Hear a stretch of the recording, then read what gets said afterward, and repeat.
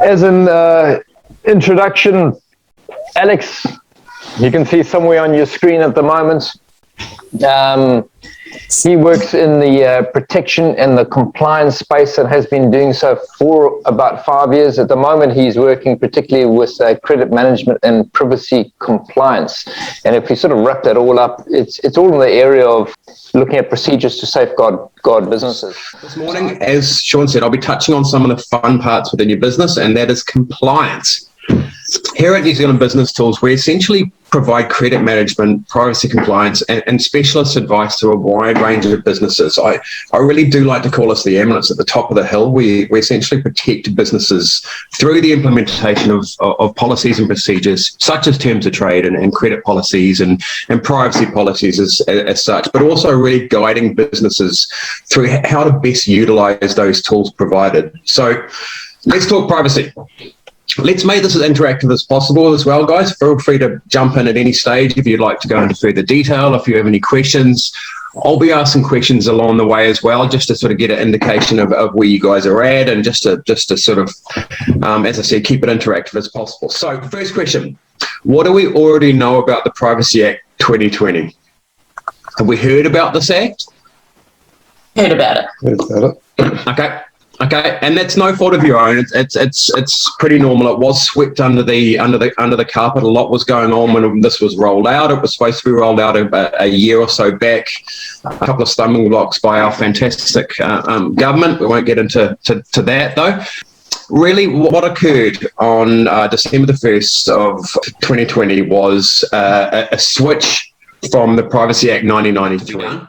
Okay, so let's talk about what needs to be done for companies or organisations, or let's say agencies, to be compliant under the Privacy Act.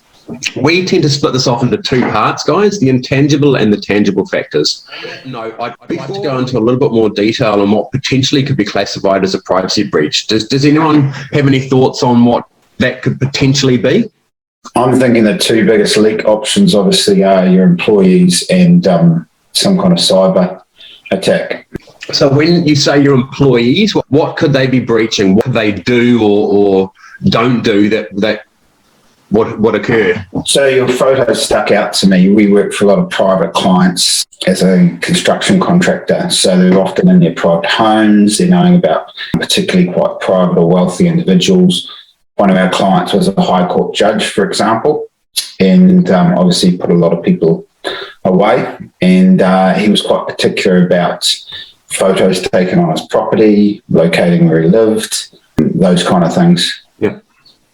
Awesome. Okay. Obviously, we're here to help, as I said, whether it be the complimentary review of either your credit management or your privacy compliance policies and procedures, or you'd want to find out more about what your obligations are, or if you need help in drafting your policies, we can provide tailored policies, conduct training sessions with your staff. Good, Alex, that is fantastic. So, guys, what I'll do, I'll be catching up with Alex probably later today. A lot of these notes and that type of stuff that he's talking about, I think the best place to put that, we'll put them in our Facebook group, so anybody can access that in our closed group. But that's really good. Before we move on to the next subject, are there any other questions anybody has for Alex? So the first thing is, and I've spoken about this before, you as business owners, you are leaders within your business. And if you think about a leader and you think about yourself as a business owner, at some point you were a follower. And generally 9 times out of 10, you actually become a really good leader if you've got a good role model that you could follow somebody in terms of they're a really good leader, I was a follower and I became a leader. The importance, the value you're going to get out of this is you tying it back to your own lives.